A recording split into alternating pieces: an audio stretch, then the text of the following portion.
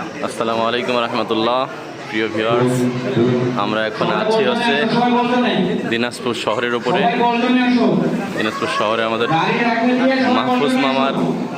মাহফুজ মামার হচ্ছে প্রতিষ্ঠান।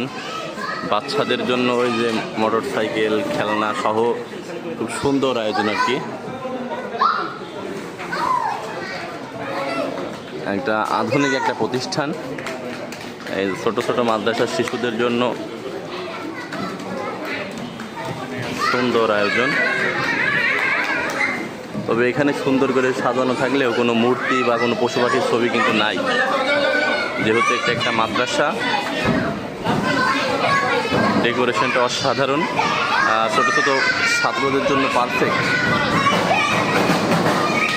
এই সব খেলায় ব্যস্ত।